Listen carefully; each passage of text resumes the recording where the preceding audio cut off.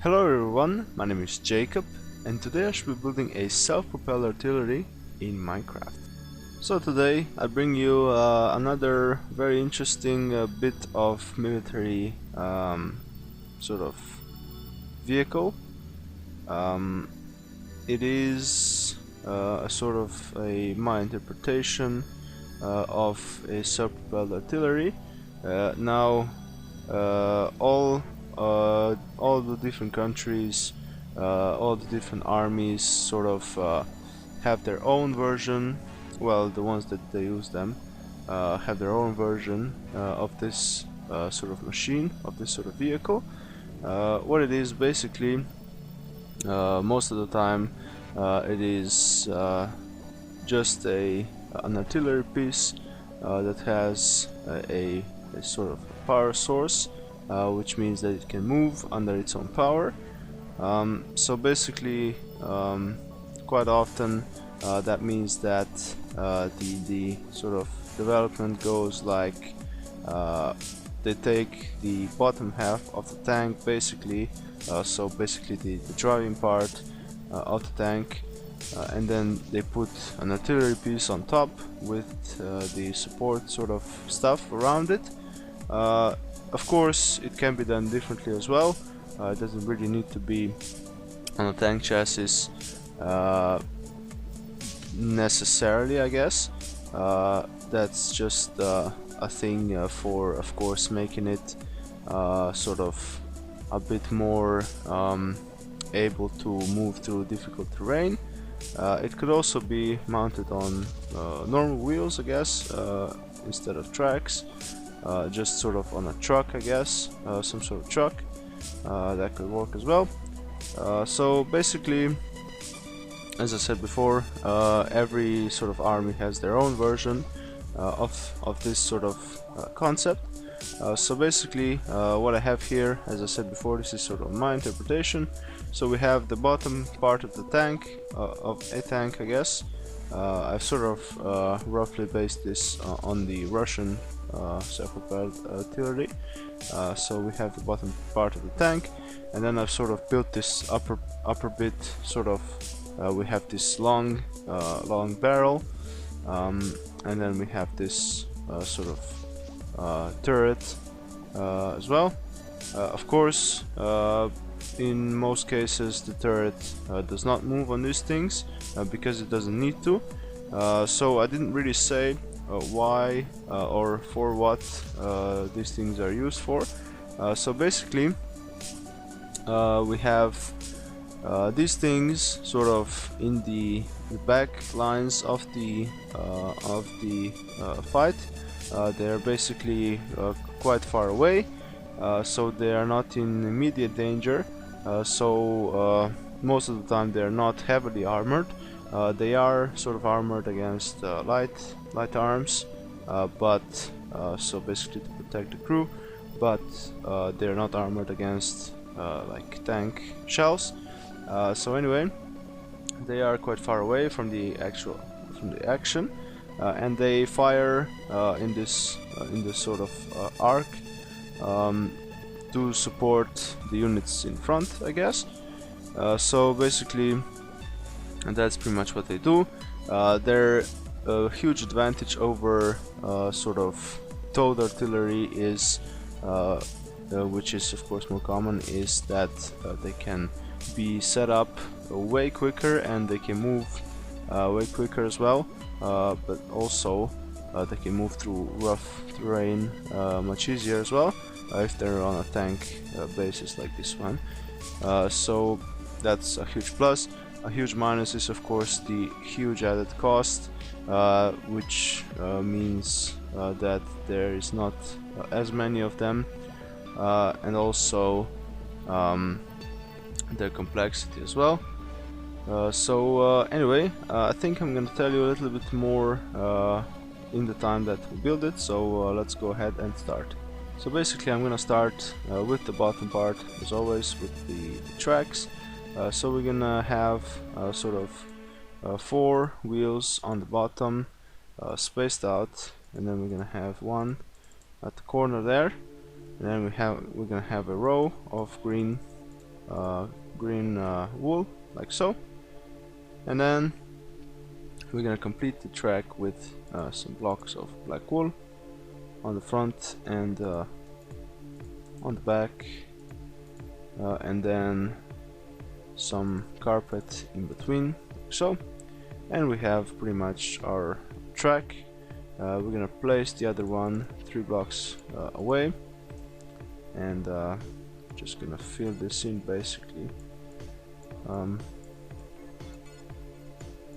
So anyway, quite interesting vehicles. They are not sort of very common, I guess. At least I don't think so. And they are sort of used in combination with towed artillery, I think. So they're used only where strictly necessary, I guess. But they are a part of modern sort of military technology, and pretty cool.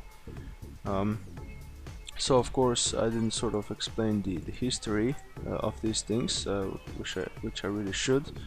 So before basically World War II, there was no such thing, I guess. Maybe there was, I'm not quite sure. I don't think there was though. And then during World War II, of course, many variants of sort of tanks developed, and also the self-propelled artillery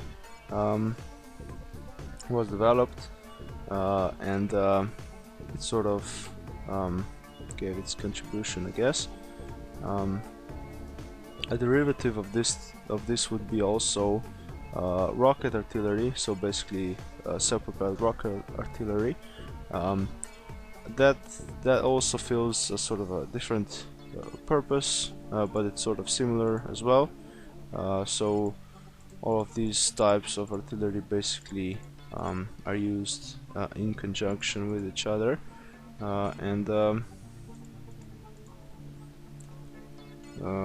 yeah, that's pretty much it. So rocket artillery is basically, I don't know if it's necessarily better. As I said before, they sort of are used interchangeably, and for some things I'm sure it is better than just normal artillery, such as this, but for other things, of course not. One of those definitely being cost, I think.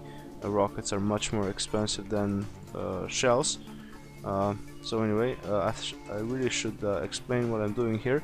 So basically, I've just built the front of the turret here.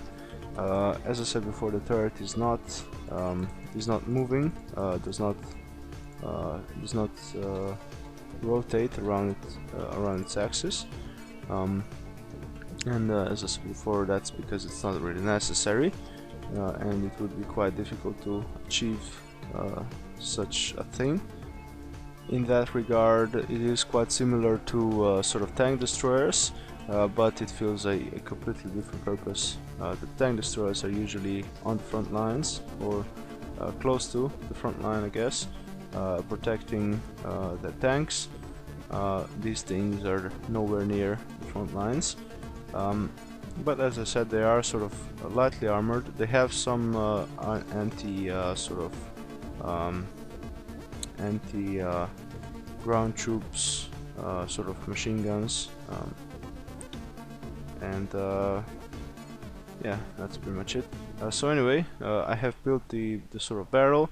I didn't say. It is a bit longer than what I've put on my tanks, and the most defining feature would be this sort of muzzle brake at the end. So basically the way that I've built that is just put some stone brick stairs like so, and then put some stone slabs on the bottom like that, and we have this sort of cool muzzle sort of brake device. And also I'm gonna put an item frame right at the front, like so. So we have basically this. I have built it much longer well, a bit longer for some reason, but it doesn't really matter. It only adds the coolness of this thing. So anyway, I haven't built the rest of it, so let's go ahead and do that. First of all, I'm gonna finish the bottom here, and I'm gonna do that by adding some carpet. So we're gonna add some all over the front here, and right there in the middle as well. We're gonna leave a gap there, and I put one up here for some reason, and then cover this part as well. And then we're gonna have some slabs. So basically, we're gonna start with slabs 2 blocks in, and they're gonna go this block here, and then on the other side we're gonna do the same basically. We're gonna cover the wheel, and we're gonna leave the track exposed. We're gonna put a couple of green carpet patches on that as well, and also I'm gonna replace those blocks with some note blocks. These are gonna be our engine cooling radiators.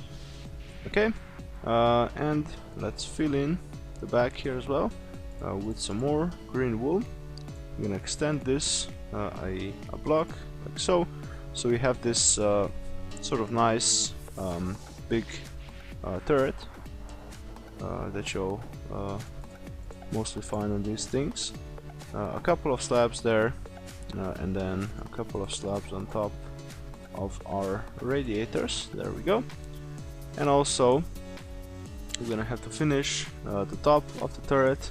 We're gonna do that by adding a couple of slabs on top of the barrel here. This is sort of to represent a reciprocating sort of a mechanism to sort of dampen the reciprocation of the barrel, I think. And we're gonna have a couple of slabs at the back here as well, like so. And these, I'm gonna remove the middle one as well, just to sort of emphasize that the sort of barrel needs to move somewhere, I guess, and the mechanism. So okay, so that's pretty much it. And we're gonna add a machine gun to the top, and we're gonna do that with an anvil and with an end rod. The machine gun, as I said before, is mainly used against infantry, basically infantry that tries to take out this self-propelled artillery. So basically that's just to protect the crew and the vehicle, and I think that's pretty much it for our self-propelled artillery, sort of my interpretation. I think it looks pretty cool, so let me know what you think in the comments, and also I hope you enjoyed this video. If you did so, you can press the like button and subscribe to my channel. You can also check out my other videos. As you can see, I have a lot of different tanks and vehicles, many kind of different vehicles actually. So thank you very much for watching again, and I will see you next time.